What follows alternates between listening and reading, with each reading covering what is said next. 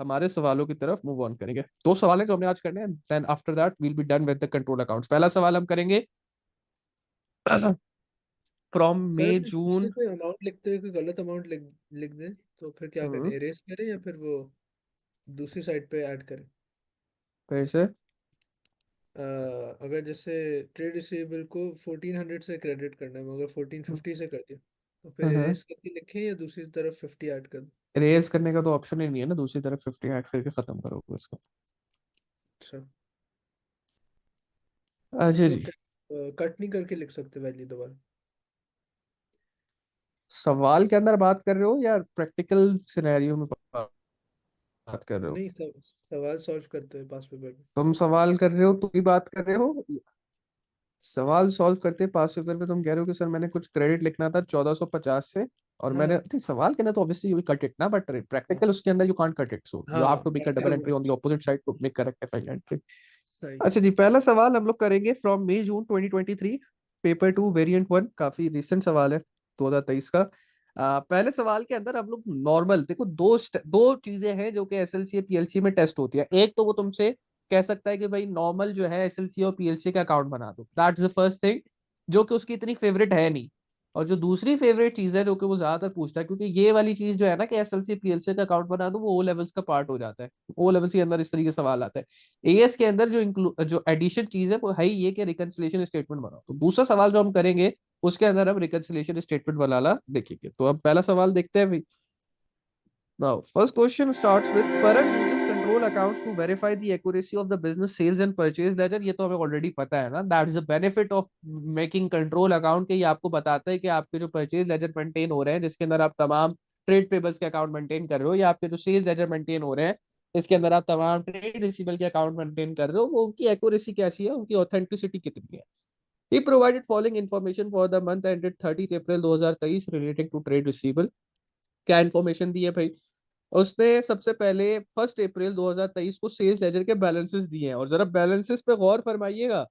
एक उसने 1 अप्रैल 2023 को दिया है डेबिट बैलेंस, और वही नीचे सेल लेजर बैलेंसेस के नीचे ही उसने एक क्रेडिट बैलेंस भी दिया हुआ है, कितने का? 610 का।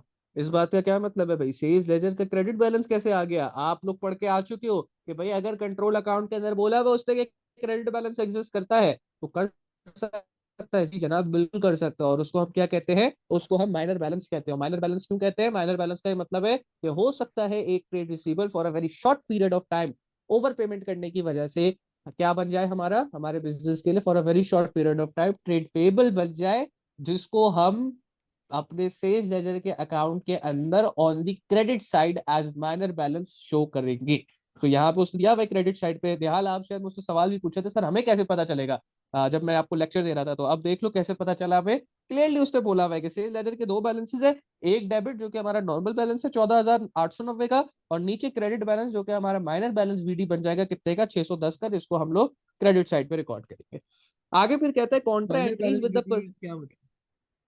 यार तुम क्या सेकंड करके नहीं। आए हो? तुम पिछली क्लास की तुम्हें चीजें नहीं याद है? माइनर बैलेंस क्या मतलब? तुम्हें माइनर बैलेंस में इतनी डिटेल में समझाया पहली क्लास के अंदर। माइनर बैलेंस का मतलब होता है कि अगर कोई ट्रेड रिसीवेबल था जो कि मुझसे नॉर्मली माल खरीद रहा है, अगर लेट से उसने मुझे 500 पे करने की जगह 1000 पे कर दिया, तो अब मेरे ऊपर 500 की ऑब्लिगेशन चढ़ गई है। अब वैसे तो वो बंदा मेरा ट्रेड रिसीवेबल है, कस्टमर ही है, मुझसे माल डेली बेसिस पे खरीदता रहता है क्रेडिट के ऊपर, लेकिन अब क्योंकि उसने मेरा $500 ओवर पे कर दिया है, तो जब अच्छा। तक मैं उसको $500 वो रीपे नहीं कर देता, रिफंड नहीं कर देता, तो for a very short period of time वो बंदा मेरे लिए क्या बन जाएगा? वो बंदा मेरे लिए मेरी लाइबिलिटी बन जाएगा, जिसको मैं एसएलसी के अकाउंट के अंदर क्रेडिट साइड पे as a minor balance BD show करूंगा, रिप्रेजेंटिंग कि भाई ये मेरी लाइबिलिटी है, जो कि मैंने मेरे ट्रेड रिसीवेबल को वापसी करनी है। जब तक मैं इसको वापसी नहीं कर देता वो ओवर पेमेंट, ये यहाँ पे as a minor balance BD पड़ी रहेगी। So that is what oh. Minor balance BD means. फिर हमारे पास तो ओवर कॉन्ट्रा पेमेंट है? एंट्रीज गिवन है विद द परचेस। क्या कह रहे हो? ओवर पेमेंट है? ये ओवर पेमेंट भी है, इसके मल्टीपल रीजन समझाए थे आशिर आपको पहली क्लास के अंदर, 5-6 रीजन दिए थे। Over payment is one of the most probable reason. एक रीजन ये भी हो सकता है कि भाई उसने मुझे 5,000 की मुझसे माल खरीदा, मुझे उसने पूरे 5,000 की पेमेंट कर दी, उसके बाद वो बंदा 2-4 दिन बाद आ गया $1,000 के गुड्स लेके, और वो कहता है कि ये फॉल्टी है। अब वो फॉल्टी गुड्स या पेमेंट मुझे मिल चुकी है, लेकिन क्योंकि उसने मुझे अब रिटर्न कर दिया, तो जब तक अब मैं उसको उसके $1,000 रीपे नहीं कर देता, तब तक भी वो बंदा मेरी ऑब्लिगेशन लाइबिलिटी बन जाता है। सो दीज आर द हाँ possible reason. Minor balance create कब होता है, जो उसका आसान लफ्जों में आपको याद रखना है, ये तो रीजन हो गए ना कि माइनर बैलेंस क्यों क्रिएट हो जाता है। माइनर बैलेंस याद आपने बस ये रखना है कि जब भी आपका trade receivable for a very short period of time trade payable बन जाए, जिसके दो रीजन मैंने आपको बताया कि ओवर पेमेंट हो जाए हाँ या हाँ हाँ। रिटर्न हो जाए after the payment has been made, तो इस रीजन की वजह से जब तक आप उसको उसके पैसे क्लियर नहीं कर देते, वो बंदा आपके लिए लाइबिलिटी है and it will be shown on the opposite side. और ये माइनर बैलेंस बीडी पीएलसीए के अंदर भी एग्जिस्ट कर सकता है कि अगर for a very short period of time अगर कोई ट्रेड पेबल मेरे लिए ट्रेड रिसीवल बन जाए, अब यानी कि मैं अगर उसको ओवर पे कर दूं या मैं पेमेंट देने के बाद जाकर उसको गुड्स रिटर्न करा दूं, तो वो फिर पीएलसीए के अंदर हम as a minor balance BD debit side पे शो करता है। सही है। पढ़ के नहीं आए हो तुम, सही तो है लेकिन पढ़ के नहीं आए हो तुमने पीछे की चीजें सारी भूले हो। खैर, तो मैंने counter corporate entries set, with the perch. जी क्या कह रहे हो? मैंने टी अकाउंट्स नहीं पढ़ा था उसके। चलो खैर, Contra entries with the purchase laser 1850 ये गिवन है। कॉन्ट्रा एंट्री हम ऑलरेडी पढ़ चुके हैं कि हमारे एसएलसी पीएलसी दोनों को कम करती है। And then we have got credit sales कितने की, 153480 की। क्रेडिट कस्टमर्स चेक्स रिटर्न, ये क्या मतलब है, इसका मतलब है इसको हम लोग कहते हैं डिसऑनर्ड चेक। जब ये लिखा हुआ है ना क्रेडिट कस्टमर चेक्स रिटर्न, इस बात का क्या मतलब है समझिएगा। बात पहले भी हो चुकी है ये वाली भी, बहुत डिटेल में समझाया था जब डिसऑनर्ड चेक इसी के अंदर पढ़ा रहा था एसएलसी के फॉर्मेट के अंदर। डिसऑनर चेक या यहाँ पे, अच्छा उसने बोला नहीं कि डिसऑनर चेक है, उसने क्या बोला, उसने बोला क्रेडिट कस्टमर्स चेक्स रिटर्न। तो भाई कहाँ से क्रेडिट कस्टमर के चेक रिटर्न हो गए, कस्टमर ने मुझे चेक दिया, मैंने जाके बैंक में डाला, so the only place possible जहां से चेक रिटर्न हो गया वो बैंक है। बैंक ने जब मुझे चेक रिटर्न कर दिया तो बैंक का दिमाग थोड़ी खराब है कि मुझे मेरे कस्टमर का चेक रिटर्न कर दे। वो सिर्फ कस्टमर का चेक तब रिटर्न करेगा जब कस्टमर का चेक या तो बाउंस हो जाए या क्या हो जाए, या उसके पास बैलेंस ना पड़ा हो, या उसका साइन गलत हो, या जो डेट है वो बहुत पुरानी हो गई हो। अगर उसके चेक के अंदर कोई मसला है तभी मुझे वो चेक रिटर्न होगा, जिसको हम क्या कहते हैं, जिसको हम लोग डिसऑर्डर चेक भी कहते हैं। और डिसऑर्डर चेक मेरे ट्रेड रिसीवेबल को क्या करेगा, बढ़ाएगा या कम करेगा, ये हमारे ट्रेड रिसीवेबल को बढ़ाएगा। बच्चे बोलते हैं कैसे बढ़ाएगा, तो मैंने आपको बताया था भाई, जैसे ही मुझे चेक मिला मैंने एंट्री बनाई ट्रेड रिसीवेबल क्रेडिट और बैंक डेबिट, और जब मैंने अगले दिन जाके बैंक में चेक जमा करा दिया, 2-3 दिन बाद मुझे पता चला कि यार ये तो चेक ही क्लियर नहीं हुआ। तो यानी कि जो मेरी पहली एंट्री थी जिसमें मैंने ये शो किया कि बैंक में पैसा आ गया और ट्रेड रिसीवेबल को कम कर दिया, मैं उसको पूरा रिवर्स कर दूंगा। रिवर्स करने के लिए मैंने पहले बैंक को डेबिट किया था, मैं बैंक को दोबारा क्रेडिट करूंगा डिसऑनर चेक के नाम से, और ट्रेड रिसीवेबल को मैंने पहले क्रेडिट किया था उसको मैं दोबारा से डेबिट कर दूंगा। जिसका मतलब क्या बना, जिसका मतलब ये बना कि जब जब चेक रिटर्न होगा बैंक से, डिसऑर्डर चेक होगा जिसको हम लोग रेफर टू ड्रॉर भी कहते हैं, तब तब आपके एसएलसीए के अंदर आप ट्रेड रिसीवेबल को बढ़ा दोगे।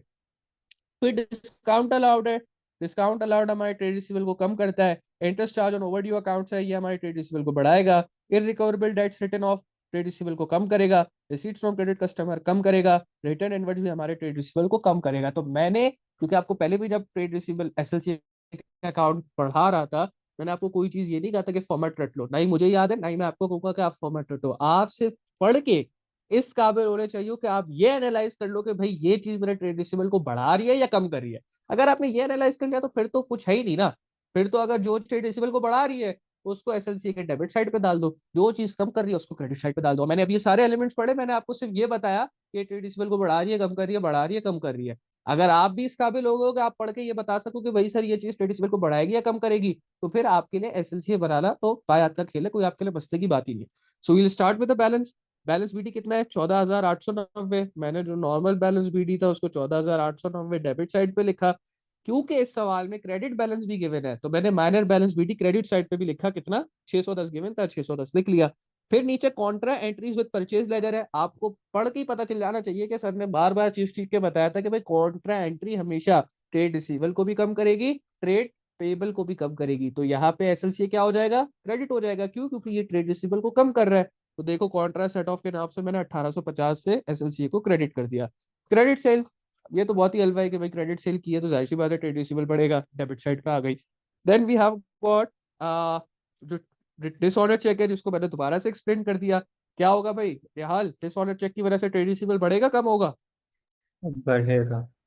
बढ़ेगा। ये याद नहीं रखना, ये आपने दिमाग में कॉन्सेप्ट बिठाने के भी, पहले जब चेक मिला था तो क्या एंट्री बनी थी और जब चेक रिटर्न हो गया तो क्या एंट्री बनाऊंगा। जब चेक मिला था bank debit trade receivable credit, जब चेक वापसी आ गया, रेफर टू ड्रॉर हो गया, डिसऑनर्ड हो गया, तो अब रिवर्स कर दूंगा एंट्री को बैंक क्रेडिट और ट्रेड रिसीवेबल डेबिट, जिसका मतलब ये कि ट्रेड रिसीवेबल बढ़ रहा है। तो देख ले, मैंने डिसऑनर्ड चेक की वजह से भी 880 से ट्रेड रिसीवेबल को यार ये बढ़ा दिया, रिटर्न क्यों होता डेबिट है? साइड पे रिकॉर्ड कर दिया। क्या? रिटर्न क्यों होता है? तो बेटा तुम ना वीडियो देख के नहीं आए हो, उस वजह से तुम्हें नहीं पता रिटेल क्यों होता है। रिटेल इस वजह से होता है क्योंकि अगर आपकी, लेट से मेरा एक कस्टमर है, उसने मुझे चेक दिया, उसने चेक पे अमाउंट लिखी 5,000 की, उसके बैलेंस ही, उसके अकाउंट में बैलेंस ही 4,000 था। तो बैंक वाले पागल थोड़ी है, तो 4,000 का बैलेंस पड़ा हुआ 5,000 का चेक क्लियर कर दे, वो चेक क्या कर देंगे, रिटर्न कर देंगे। सिमिलरली मैंने साइन गलत कर दिया, उसमें भी चेक रिटर्न हो जाएगा। चेक अगर 6 महीने से ज्यादा पुराना है, बहुत पुरानी डेट का चेक था, तो वो भी रिटर्न हो जाएगा। चेक के अंदर अगर साइन गलत है, तो भी चेक रिटर्न हो जाएगा। और कभी कभार चेक इस वजह से भी रिटर्न होता है कि आपका अकाउंट फ्रीज पड़ा हुआ होता है। अकाउंट फ्रीज क्यों होता है? अकाउंट फ्रीज इस वजह से भी हो जाता है कि आपने बहुत टाइम से अकाउंट यूज नहीं किया हुआ, या इस वजह से भी फ्रीज हो जाता है कि आपने कोई 2 नंबर काम किया था, जिसकी वजह से आपके ऊपर कोई केस वेस चल रहा है, तो आपके एसेट्स फ्रीज है, अकाउंट फ्रीज है। इन सारी वजह से आपका जो है चेक पॉसिबली रिटर्न हो जाता है, रेफर टू ड्रॉर हो सकता है। देन डिसऑनर चेक के बाद हमारे पास भी क्या है, डिस्काउंट्स अलाउड है, जो कि हमारे अगेन ट्रेड रिसीवेबल को कम करेगा। डिस्काउंट अलाउड ट्रेड रिसीवेबल को कम करेगा, तो ये भी किधर आ गया, क्रेडिट पे आ गया। अगर किसी को मसला हो ना, तो मुझे रोकना कि ये बात समझना है कि सर ये क्यों ट्रेड रिसीवेबल को बढ़ा रहे हैं या कम कर रहे हैं, मैं तो डायरेक्टली डाल रहा हूँ। लेकिन अगर आपको जरा सा भी डाउट हो कि नहीं सर ये तो मुझे लगता है बढ़ाएगा, ये लगता है सर नहीं आप बढ़ा रहे हैं, मुझे लगता है कम करेगा, तो आपने मुझे रोकना है। Then interest charge on over due account, ये भी ट्रेड रिसीवेबल को बढ़ाएगा, तो डेबिट साइड पे आ गया। इररिकवरेबल डेट्स रिटर्न ऑफ अच्छा बैड अमर डेट, भाई, जाहिर सी बात है इसकी तो सीधी सीधी एंट्री हमारे। Interest charge on overdue accounts का क्या मतलब है? हाँ बोलो। ये इंटरेस्ट चार्ज और ओवरड्यू अकाउंट्स का मतलब भी ये है कि तुम वीडियो देख के नहीं आए हो, तुमने बस हफ्ते भर चिल किया है, तुमने बोला सल चिल करने गए हुए हैं, क्या कहते हैं पहाड़ों पे, तो अब भी बैठ के घरों पे चिल करते हैं, पता चल रहा है ना इंटरेस्ट भाई हर चीज पढ़ाई है, फिर भी तुम लोग। चलो खैर, इंटरेस्ट चार्ज और ओवरड्यू अकाउंट्स का ये मतलब होता है कि भाई अगर किसी ट्रेड रिसीवेबल ने, मैंने उसको कहा था आपने 30 दिन के अंदर मुझे पैसे देने हैं, और अगर आपने 30 दिन के अंदर पैसे नहीं दिए तो मैं आपके अकाउंट पर इंटरेस्ट चार्ज करूंगा। लेट से उसने मुझे $1,000 देने थे 30 दिन के अंदर, मैंने उसको कहा था अगर 30 दिन के अंदर पेमेंट नहीं दी तो 31वें दिन पे मैं 10% इंटरेस्ट चार्ज कर दूंगा, ये हमारे कॉन्ट्रैक्ट के अंदर रिटर्न था। तो अगर लेट से 31वां दिन लग गया और उसने मुझे पेमेंट नहीं की, तो $1,000 के ऊपर 10%, अब कितना बना, $100। मैं $100 से उसके अकाउंट को फर्दर इंक्रीज कर दूंगा, और वो बंदा अब लायबल होगा मुझे $100 ज्यादा देने के लिए। क्यों? क्योंकि हमारे कॉन्ट्रैक्ट के अंदर ये बात हो गई थी कि भाई 31वें दिन के अंदर मैं आपके ऊपर इंटरेस्ट चार्ज कर दूंगा, जो भी अच्छा, स्पेसिफिक परसेंटेज है वो पहले से मैं उसको बता चुका हूँ। सर ये इंटरेस्ट तो यानी होता अभी है उसने ओवरड्यू देने अकाउंट्स पे। हैं, तो इसलिए वो आपका बढ़ा रहा है। अगर उसने पे कर दिए होते तो वो क्रेडिट पे ये आता उसने, ही इंटरेस्ट। बिल्कुल बिल्कुल बिल्कुल, अगर वो अपने नहीं नहीं नहीं नहीं पे क्या कर दिए होते, पे मतलब ये कह रहे हो कि वो इंटरेस्ट पे कर दे, अब उसको पूरा 1,100 पे करना है। पहले उसने उसने हम्म। बाल मुझसे $1,000 का खरीदा, लेकिन क्योंकि उसने वक्त पे पेमेंट नहीं की, तो मैंने उसके अकाउंट पे 10% का इंटरेस्ट चार्ज किया, और अब मैं कह रहा हूँ कि अब बेटा अब $1,000 नहीं, अब आप 1,000 के ऊपर 10% और $1,100 मुझे पे करोगे। सो दैट इज वाई हमारा ट्रेड रिसीवेबल इसकी वजह से क्या हो रहा है, हमारा ट्रेड रिसीवेबल इसकी वजह से बढ़ रहा है, और उसको मैं डेबिट साइड पे रिकॉर्ड करूंगा। और अब वो जो मुझे पे करेगा ना आशिर, नेहाल, तो जब मुझे पे करेगा तो बस उस पे फिर वो बैंक की अमाउंट ही आएगी, और वो पूरी 1,100 आएगी। ऐसा नहीं है कि वो इंटरेस्ट अलग पे करे और सेल्स की अमाउंट अलग पे करे, ऐसा नहीं होगा, वो पूरा 1,100 मुझे इकट्ठे पे करेगा। है। ठीक है। हाँ आशिर, तुम क्या कह रहे थे? सर मैं कह रहा था ओवरड्यू अकाउंट्स लिखा है, तो ओवरड्यू अकाउंट्स ही तो होता है। क्या ओवरड्यू अकाउंट्स होता है? इंटरेस्ट तो ओवरड्यू अकाउंट्स पे चार्ज होता है ना। हाँ तो इसीलिए इसीलिए उससे लिखा है ना, इंटरेस्ट चार्ज और ओवरड्यू अकाउंट्स। अच्छा, तो हम मैं हाँ बोलो। सिर्फ इंटरेस्ट चार्ज लिख सकता हूँ उसमें पर्टिकुलर? नहीं नहीं नहीं नहीं नहीं, इंटरेस्ट चार्ज और overdue accounts better to write पूरी जो भी उससे बात लिखी है, और जो पूरी बात है वो। ठीक है। अच्छा। ऐसा काफ चोरी करने की क्या जरूरत है। देन बैड डेट्स है, बैड डेट्स आपके ट्रेड रिसीवेबल को कम करते हैं, क्रेडिट साइड पे आ गए। जो पैसा मिला है आपको ट्रेड रिसीवेबल से, जाहिर सी बात है bank debit trade receivable credit, तो वो भी क्रेडिट साइड पे आ गए। उसको मैंने रिसीट्स के नाम से लिख दिया, अगर कोई बच्चा उसको बैंक के नाम से भी लिख दे तो भी वो इक्वली एक्सेप्टेबल होगा। और फिर रिटर्न इनवर्स सेल रिटर्न है, वो भी हमारे ट्रेड रिसीवेबल को कम करती है, तो that also comes on the credit side. इसके बाद बैलेंस बीडीसीडी निकालना था, डेबिट का टोटल किया, क्रेडिट का टोटल किया, डेबिट का टोटल हैवियर आया विच इज 169,790, उसको डबल लाइन बना के दोनों जगह लिखा। डेबिट के बैलेंस में से क्रेडिट का बैलेंस क्या कर दिया, माइनस कर दिया, तो मेरे पास बैलेंस बीडीसीडी निकल के आ गया विच इज 9680, और वो मैंने दोनों तरफ रिकॉर्ड कर लिया। हैवियर साइड पे बैलेंस बीडी आया, लोअर साइड पे बैलेंस सीडी आया। एक चीज जो कि आप यहाँ पे देखो, उसने बोली है, क्या बोली है, there were no credit balances in the sales ledger on 30 April 2023। यानी कि साल महीने के शुरू में तो हमारे पास एक क्रेडिट बैलेंस था 610 का, लेकिन कहता है कि महीने के आखिर में हमारे पास कोई क्रेडिट बैलेंस एग्जिस्ट नहीं करता।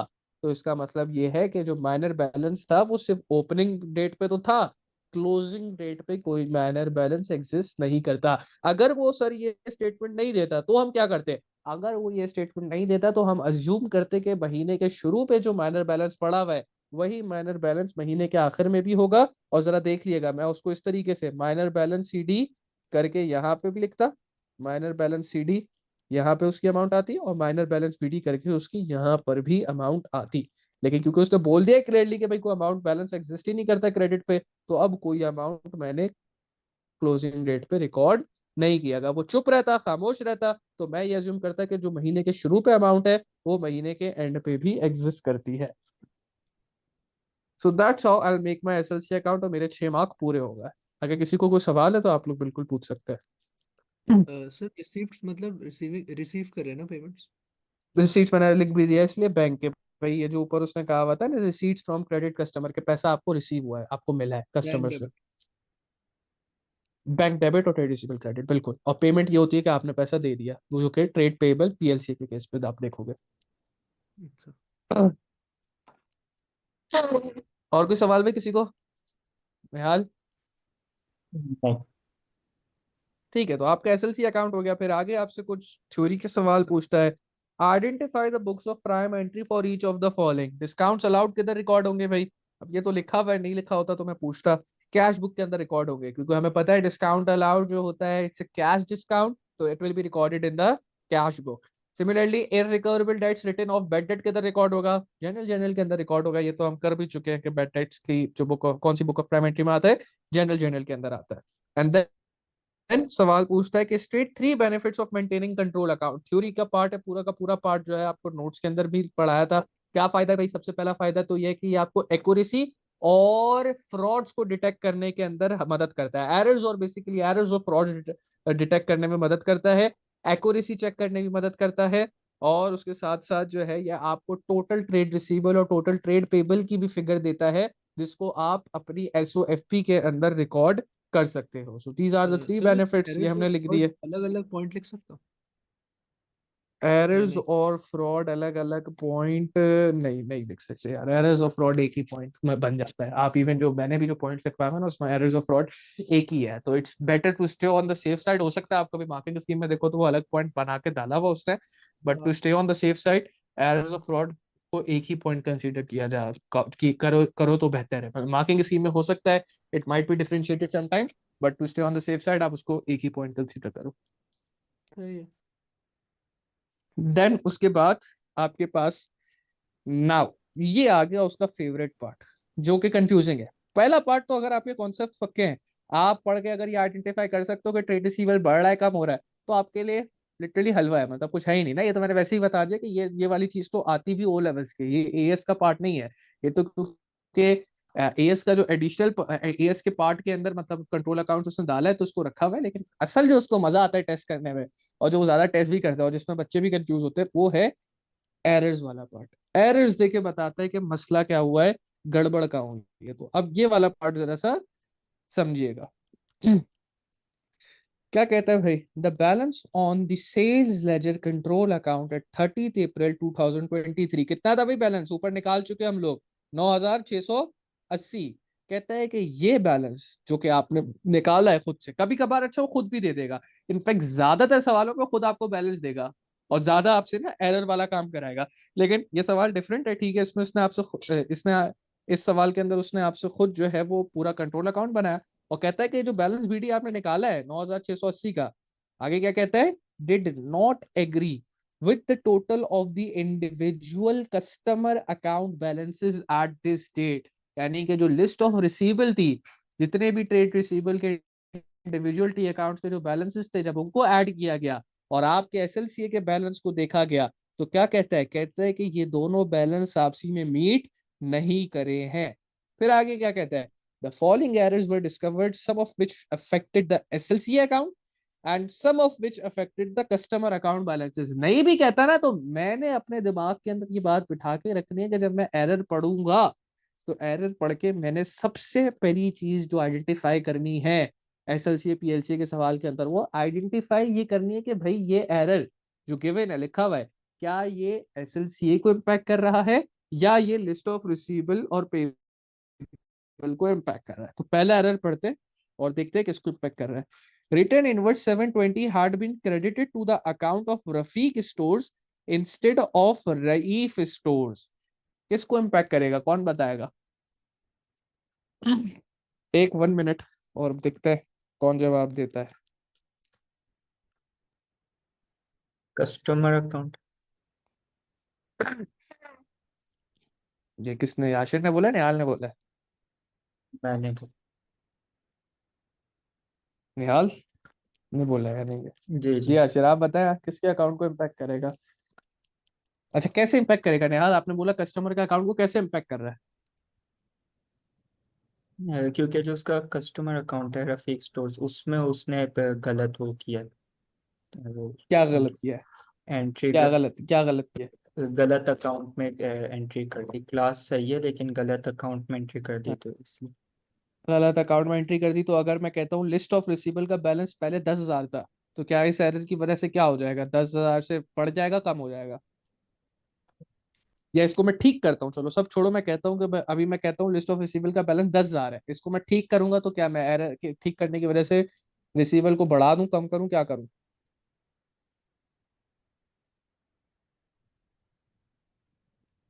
मैं कह रहा हूँ कि भाई सवाल समझो मेरा या नहीं समझो। मैं कह रहा हूँ अगर मेरे पास लिस्ट ऑफ हम्म रिसीवेबल का बैलेंस 10,000 है और मैं कहता हूँ कि भाई ठीक है, आपने कहा कि ये कस्टमर के इंडिविजुअल अकाउंट को इम्पैक्ट कर रहा है। मैं कह रहा हूँ कि भाई इंडिविजुअल अकाउंट का जो टोटल बैलेंस आया था वो आया था 10,000। तो अब जब मैं इस तो एरर को इसको ठीक कोई करूंगा इफेक्ट तो नहीं मैं लिस्ट पड़ेगा, ऑफ रिसीवेबल को बढ़ा दूं या कम करूं? भाई उसको तो बोलने कुछ दो, भी तुम नहीं। कहाँ से आके अभी उससे बात हो रही है। हाँ निहाल, क्या करेगा? कम बढ़ाएगा, कम करेगा? सेल रिटर्न है ना ये। फिर से बोलो, क्या कहा? ये रिटर्न इनवर्ड्स है, तो हाँ हाँ। इससे जो 720 है वो इसने किया, तो सेम क्लास तो अकाउंट्स थे सेम है ना, तो इससे रिसीवेबल पे तो कोई इफेक्ट नहीं पड़ेगा। तो तुम क्या कह रहे थे कि सर रिसीवेबल के अकाउंट को इम्पैक्ट कर रहा है? मैंने कहा था जो इसका कस्टमर अकाउंट है उसको अफेक्ट करेगा। कस्टमर अकाउंट जब आप यहाँ पे कह रहे हो ना इफेक्ट करेगा, देखो यहाँ हम्म पे आप अमाउंट की बात कर रहे हो। मैं समझ गया हम्म आप क्या कहाँ पे कंफ्यूज हो, आप क्या कहना चाह रहे हो, लेकिन आपसे अगर मैं पूछूं ना कि भाई ये एरर एसएलसी को इम्पैक्ट कर रहा है या इंडिविजुअल को, तो आप इंडिविजुअल अगर कह रहे हो तो इसका मतलब ये है कि अमाउंट इम्पैक्ट हो रही है यहाँ पे। तो नाम, ये this is basically error of commission. Rafiq, आपको नाम निकलना चाहिए था, किसी के मुंह से फौरन निकल जाना चाहिए था नाम का डिफरेंस देखिए कि सर ये तो एरर ऑफ कमीशन है। और एरर ऑफ कमीशन हुआ है तो एरर ऑफ कमीशन के अंदर तो कोई मसला ही नहीं है।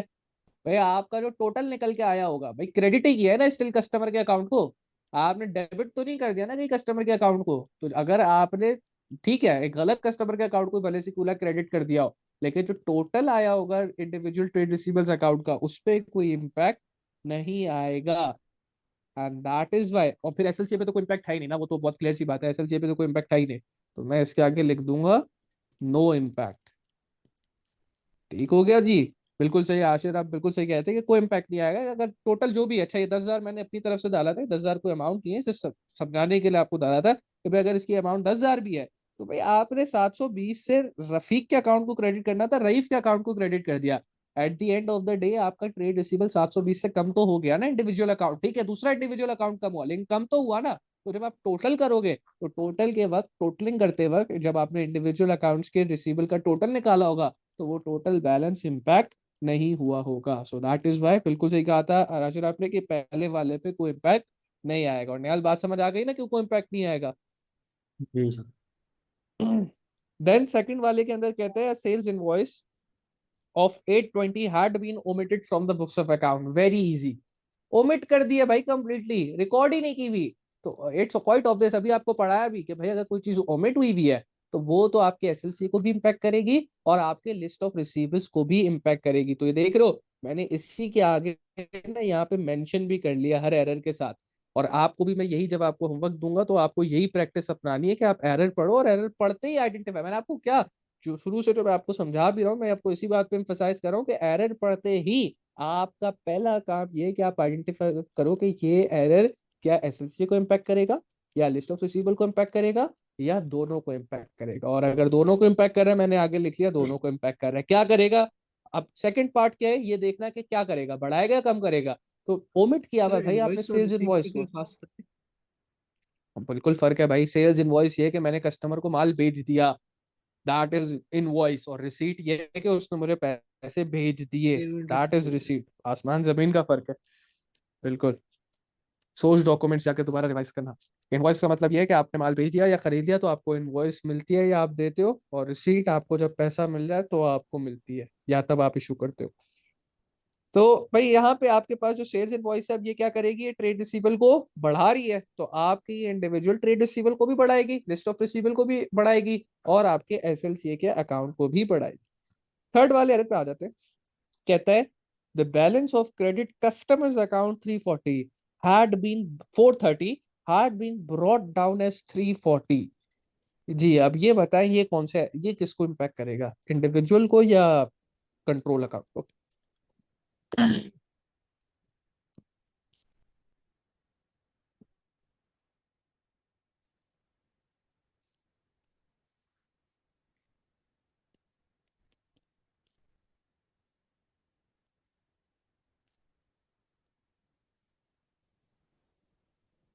मेडिटेशन में चले गए हो क्या दोनों है।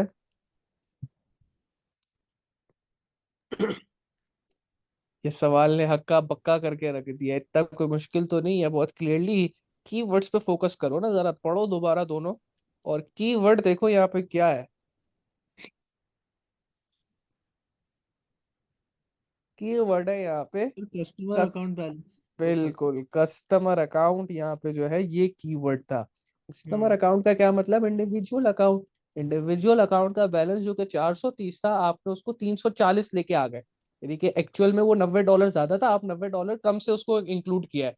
तो जाहिर सी हम्म। बात है भाई, ये लिस्ट ऑफ रिसीवेबल को, इंडिविजुअल को इम्पैक्ट कर रहा है, तो लिस्ट ऑफ रिसीवेबल पे जाएगा, और लिस्ट ऑफ रिसीवेबल में जाके क्या करेगा, ट्रेड रिसीवेबल को बढ़ाएगा कम करेगा, जाहिर सी बात है बढ़ाएगा, क्योंकि जो एक्चुअल में अमाउंट 430 थी आपने उसको 340 दिया हुआ है, तो जितने से आपने कम लिया हुआ है $90 से, उतने से आप लिस्ट ऑफ रिसीवेबल को अच्छा, बढ़ा दोगे। इसका मतलब है कि जो कस्टमर अकाउंट है उसमें सही लिखी है, जो दूसरे वाले में गलत लिखी है, नहीं कंट्रोल अकाउंट। ऐसा तो कुछ भी नहीं है। हाँ तीसरे वाले में ऐसा तो कुछ भी नहीं है। उसने कहा था balance of credit customer account, कह रहा है कि कस्टमर एक लाइट से कोई होगा, मे बी लाइट से नेहाल मकसूद होगा, नेहाल मकसूद कस्टमर है मेरा, और उसके अकाउंट का जो बैलेंस बीटी था वो था 430, और मैंने उसको क्या कह रहा है कि मैंने उसको ब्रॉट डाउन कर लिया, इंक्लूड कर लिया एज 340। तो यार ये किसको इम्पैक्ट करेगा, एसएलसी का तो इससे कोई दूर दूर तक ताल्लुक नहीं है, कोई बुक ऑफ प्राइम एंट्री थोड़ी इम्पैक्ट हो रही है, कोई टोटल थोड़ी इम्पैक्ट हो रहा है। ये तो एक कस्टमर अकाउंट का बैलेंस बीटी है जो कि आपने गलत इंक्लूड कर लिया है। तो कस्टमर अकाउंट का बैलेंस बीटी किसके अंदर इंक्लूड किया जाता है, list of receivable, total list of receivable के अंदर इंक्लूड किया जाता है, तो ये उसी को इम्पैक्ट करेगा। यहाँ पे जो कि एक्चुअल में 430 रिकॉर्ड होना चाहिए था, आपने 340 रिकॉर्ड किया है, तो आप उसको अब लिस्ट ऑफ रिसीवेबल बनाते हुए $90 से ऐड कर दो। ठीक है ना यार। देन ये किसके पीछे से आवाज आ रही है, कौन बात कर रहा है। देन फोर्थ वाले के अंदर the total of the return inwards journal, अब जरा फिर से कीवर्ड पे फोकस करना है आपने। The total of the returns inward journal had been understated by 470। मुझे कीवर्ड बता दो यहाँ पे क्या है। अंडरस्टूड। टोटल। नहीं नहीं नहीं। जर्नल। शाबाश से, return inwards journal, journal represents what, it represents books of prime entry. अगर कोई चीज बुक ऑफ प्राइम एंट्री के अंदर अंडर स्टेटेड है, ओवर स्टेटेड है, ज्यादा रिकॉर्डेड है, कम रिकॉर्डेड है, गलत अमाउंट से रिकॉर्डेड है, तो that will impact your what, that will impact your control account. तो यहाँ पे जो लिखा हुआ है the total of return inwards journal had been understated by 470, ये आपके एसएलसीए को इम्पैक्ट करेगा। तो सी को बड़ा मुश्किल काम नहीं है, आपने बस कीवर्ड ढूंढना है, जो बात आपको बता दी है कि भाई अगर book of prime entry impact हो रही है तो वो कंट्रोल अकाउंट को इंपैक्ट करेगी, ऊपर वाले के अंदर अगर कस्टमर अकाउंट के अंदर कोई मसला आ रहा है तो वो लिस्ट ऑफ रिसीवेबल को इंपैक्ट करेगा। बस आपने कीवर्ड ढूंढना है जिससे आपको पता चल जाए कि भाई ये आइदर कंट्रोल अकाउंट को इंपैक्ट कर रहा है या individual trade receivable payable account को इम्पैक्ट कर रहा है। So since return inward journal book of prime entry 470 से अंडर स्टेटेड है, तो ये हमारे ऑब्वियसली कंट्रोल अकाउंट को इम्पैक्ट करेगी। आगे फिफ्थ वाले के अंदर कहता है interest of 40 charge on overdue account had been correctly entered in the journal but had been credited to customers account। correctly entered in the journal का क्या मतलब है? कह रहे हैं कि बुक ऑफ प्राइम एंट्री के अंदर कोई मसला नहीं है, कोई मसला नहीं है, तो कंट्रोल अकाउंट इम्पैक्ट नहीं होगा। लेकिन जब आप इसको इंडिविजुअल कस्टमर के अकाउंट के अंदर डाल रहे थे, बट के आगे जो इसने लिखा है ना, तो आप मुझे पता हो इंटरेस्ट जो ऑन ओवरड्यू अकाउंट चार्ज होता है, तो वो कस्टमर के अकाउंट में किधर जाना चाहिए? डेबिट साइड पे, क्रेडिट साइड पे? जी आशीष, किधर जाएगा? डेबिट साइड पे, क्रेडिट साइड पे?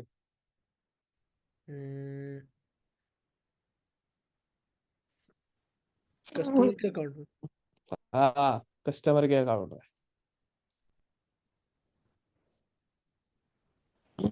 जी नेहाल, डेबिट पे जाएगा ना। क्यों डेबिट पे क्यों जाएगा?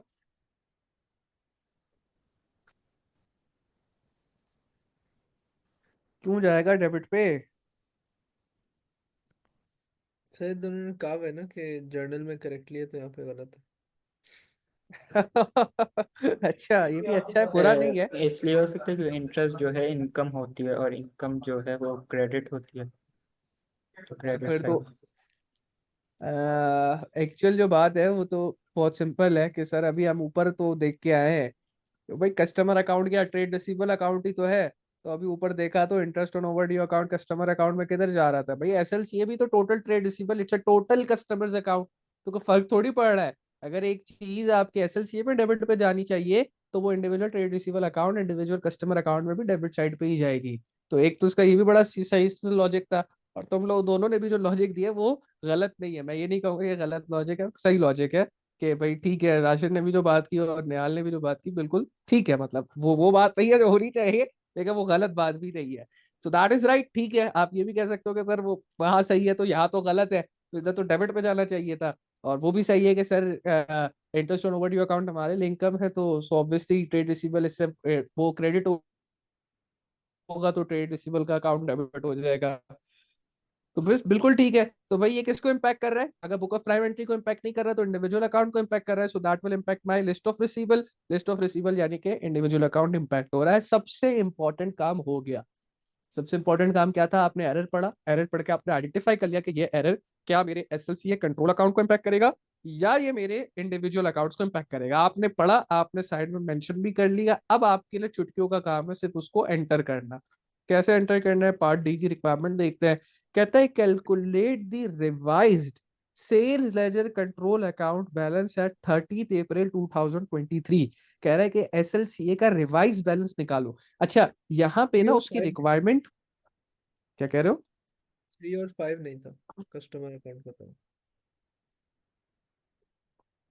3 और 5, हाँ ठीक है, 3 और 5 नहीं था, 2 और 4 एसएलसी को इम्पैक्ट करे, सही कह रहे हो। तो खैर यहाँ पे जो आपको उसने कहा है ना कि रिवाइज बैलेंस निकाल दो, कभी कभार वो इसी काम को एडजस्टेड एसएलसीए के अकाउंट से भी कह सकता है कि निकाल के दो। यहाँ पे लेट्स से वो control calculate the revise sales एज कंट्रोल अकाउंट बैलेंस की जगह अगर कह देते हैं ना कि प्रिपेयर द एडजस्टेड सेल्स एज कंट्रोल अकाउंट, तो भी यही काम करना था। अभी तो मैंने सिंपली क्या किया, मैंने बोला कि भाई कंट्रोल अकाउंट का बैलेंस जो हमने पहले निकाला था दैट वाज 9680, ठीक हो गया।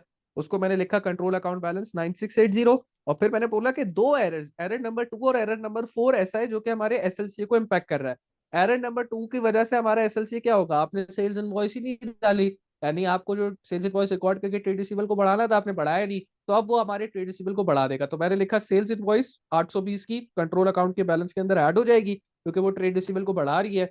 और अगर एरर नंबर 4 देखो, तो इसके अंदर आपने रिटर्न इनवर्ड्स को अंडर स्टेट किया है। रिटर्न इनवर्ड यानी कि सेल रिटर्न, सेल रिटर्न आपके ट्रेड रिसीवेबल को कम करता है, और अगर आपने अपनी सेल रिटर्न को कम करके दिखाया हुआ है, अंडर स्टेट किया हुआ है, इसका मतलब जब आप उसको ठीक करोगे यानी कि बढ़ाओगे 470 से, तो आपका ट्रेड रिसीवेबल क्या होगा? अगर आप जाहिर सी बात है सेल रिटर्न बढ़ाओगे तो ट्रेड रिसीवेबल ने गिर जाना है। ट्रेड रिसीवेबल कब होगा?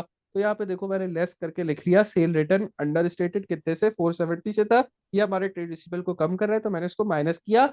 अगेन फोकस किस चीज पे करना है? वंस आपने आइडेंटिफाई कर लिया कि ये जो एरर है वो किसको इम्पैक्ट कर रहा है, अब उस एरर की अमाउंट ऐड होनी है या सब्ट्रैक्ट होनी है, कोई तीसरी चीज नहीं होनी उसके साथ।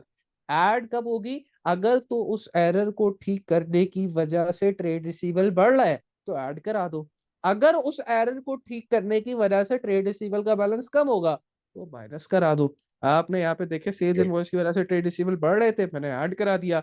सेल रिटर्न को बढ़ाने की वजह से, क्योंकि वो अंडर स्टेटेड थी तो मैं उसको ठीक करके बढ़ाऊंगा, जब बढ़ाऊंगा तो उसकी वजह से ट्रेड रिसीवेबल कम होगा, इसलिए मैंने उसको माइनस कर दिया और मेरे पास adjusted sales ledger control account का बैलेंस निकल के आ गया 10,030। ठीक हो गया। अच्छा, अब इसी को अगर लेट से वो कहता है ना कि एडजस्टेड एसएलसीए बना के दो, अगर उसकी रिक्वायरमेंट होती कि क्या बना के दो, एडजस्टेड एसएलसीए बना के दो, तो मैं क्या काम करता है ये देखो। मैंने एडिंग डाली एडजस्टेड एसएलसीए की, वही बैलेंस बीडी जो मैंने ऊपर लिख आउट किया था, निकाला था 9680 का, उसी से मैंने स्टार्ट किया। जो पुराना बैलेंस मैं खुद निकाल के आ चुका हूँ, बैलेंस बीडी 9680, जैसे यहाँ पे 9680 से स्टार्ट किया था। उसके बाद मैंने बोला कि भाई जो चीज ट्रेड रिसीवेबल को बढ़ा रही है उसको एडजस्टेड एसएलसीए में डेबिट साइड पे डाल दूंगा, जो चीज एसएलसी को यानी ट्रेड रिसीवेबल को कम कर रही है उसको एसएलसी के अंदर क्रेडिट साइड पे डाल दूंगा। सेल्स ट्रेड रिसीवेबल को बढ़ा रही थी, डेबिट पे डाल दिया 820 को। सेल रिटर्न जो कि अंडर स्टेटेड थी, जब मैंने उसको बढ़ाऊंगा तो जाहिर सी बात है ट्रेड रिसीवेबल कम होगा, तो सेल रिटर्न को मैंने क्रेडिट पे डाल दिया। अगेन बैलेंस बीडीसीडी निकाला तो मेरे पास एडजस्टेड एसएलसी का बैलेंस 10,030 ही निकल कर आ गया। अच्छा, अगर कोई बच्चा यहाँ पे इस सवाल के रिक्वायरमेंट पे भी एडजस्टेड एसएलसीए बना देता तो उसका जवाब भी पूरा कंसीडर किया जाता, उसको भी पूरे मार्क्स मिलते हैं। इनफैक्ट ज्यादातर सवालों में एडजस्टेड एसएलसीए ही बनाने का कहता है, और कुछ में जाहिर कह सकता है कि भाई सिर्फ और सिर्फ जो है रिवाइज बैलेंस निकालो, तो उस पर आपके ऊपर हो जाता है कि अब आप जो है एक स्टेटमेंट बना लो, या चाहो तो उस केस में भी आप एडजस्टेड कंट्रोल अकाउंट बना लो, दोनों एक्सेप्टेबल होते हैं। बैलेंस आपका जो है वो सही आना चाहिए, और ये पता चलना चाहिए कि कौन सी अमाउंट ऐड हो रही है और कौन सी अमाउंट सब्ट्रैक्ट हो रही है। तो that is how you will make an adjusted SLCA. यहाँ तक कोई मसला है किसी को? नहीं। सर अगर इसमें हमारा बैलेंस बीडी गलत आ जाए तो कितने मार्क लूज होंगे? जीरो, कैरी फॉरवर्ड हो क्यों? जाएगा। क्योंकि वो फाइनल कैरी फॉरवर्ड, फाइनल भी तो carry balance forward, BD balance हाँ। बीडी फाइनल भी कैरी फॉरवर्ड होगा, बैलेंस बीडी ऊपर वाला भी कैरी फॉरवर्ड होगा। बैलेंस बीडी आप जब भी देखोगे ना उसके आगे वन ऑफ आपको दिखा हुआ जरूर दिखेगा, क्योंकि अच्छा बैलेंस बीडी निकालने के मार्क्स है, वो सही वैल्यू तो आप जाहिर सी बात है नहीं निकाल सकते अगर आपकी कोई भी अमाउंट गलत हो गई है तो, लेकिन आपने सही तरीके से नहीं निकाला है ना। बैलेंस बीडी सही तरीके से निकालने के मार्क्स है, ये बात याद रखिएगा, सही अमाउंट निकालने के मार्क्स नहीं होते। जैसे मेजोरिटी ऑफ द टाइम्स आप बैलेंस बीडी के आगे देखोगे ओ एफ लिखा हुआ होगा, कैरी फॉरवर्डेड का मार्क्स मिला हुआ होगा। अच्छा सर, इससे जैसे आपने अभी इधर अकाउंट को दिखाया हुआ है, इस तरह भी दिखा हाँ, सकते आप अभी तो बताया यार कि आप दिखा सकते हो, अभी इतनी लंबी हैं? करी अगर तो इस बारे में। हाँ, अगर मैं ऐड और लेस, जैसे अभी तो इसमें एक एक ही है, अगर मैं हाँ, एक साथ दिखाऊं, मतलब ऐड क्या? अलग और लेस अलग नहीं दिखाऊं तो भी मसला है? हाँ तो मसला है, आपको अलग अलग दिखाने मार्क्स इस चीज का, मार्क्स मतलब इस चीज लेस को मैं ब्रैकेट में लिखूं और ऐड को बस ऐसे ही लिखूं बिल्कुल ऐसे ही लिख दो। ऑर्डर में? और अगर एसएल का अकाउंट बना रहे हो तो डेबिट पे लिख रहे हो तो ऑटोमेटिकली वो उसको पता ही है कि ये ऐड हो रहा है, और क्रेडिट पे लिख रहे हो तो उसको पता ही है कि ये लेस हो रहा है, तो वो भी एक्सेप्टेबल है। अच्छा ठीक है निहाल, कोई सवाल अभी तक? नहीं। अच्छा, ये ना एक पार्ट है, एरर्स के सवालों में ना दो पार्ट आते हैं। पहला आपसे आता है कि एडजस्टेड कंट्रोल अकाउंट बना के दो, जैसा कि आपने देख सकते हो बनाया, या रिवाइज बैलेंस एसएलसी का निकाल के दो, जो कि हमने निकाल लिया, either through by making adjusted SLC account और by making a statement. Second part के अंदर वो आपसे मांगता है रिकंसिलिएशन स्टेटमेंट, जो कि इस सवाल के अंदर नहीं मांगी हुई, लेकिन नॉर्मल सवालों के अंदर जो ज्यादातर आते हैं मांगता है। अब वो उसमें किस तरीके से बनेगी भाई, आप उसमें उसमें ना लिस्ट ऑफ रिसीवेबल का बैलेंस भी गिवन होगा, जैसे यहाँ पे तो उसने सिर्फ ये कह दिया ना कि भाई एसएलसी का आपका जो बैलेंस है और जो लिस्ट ऑफ रिसीवेबल का बैलेंस है वो एग्री नहीं करे, लेकिन उसने लिस्ट ऑफ रिसीवेबल का जो एक्चुअल बैलेंस जो था वो गिवन नहीं है। जिस सवाल के अंदर रिकंसिलिएशन स्टेटमेंट की रिक्वायरमेंट होगी उसके अंदर लिस्ट ऑफ रिसीवेबल का बैलेंस भी गिवन होगा। तो अब आप रिकंसिलिएशन स्टेटमेंट बनाने के लिए क्या करोगे, लिस्ट ऑफ रिसीवेबल का जो बैलेंस गिवन है उसको रिकॉर्ड करोगे, और फिर जिस चीज ने इंडिविजुअल ट्रेड रिसीवेबल के अकाउंट को बढ़ाना है उसको आप ऐड कर दोगे, और जिस चीज ने इंडिविजुअल ट्रेड रिसीवेबल के अकाउंट को कम करना है उसको आप माइनस कर दोगे, and you will end up getting a final balance जो आपका निकल के आएगा ना, that balance should be equal to the balance as per updated SLCA, जो कि आपने एडजस्टेड एसएलसीए बनाया था उसके बराबर होना चाहिए। इसका सवाल भी अभी हम लोग कर रहे हैं कि रिकंसिलिएशन स्टेटमेंट किस तरीके से बनाई जाती है। So this was question number 1.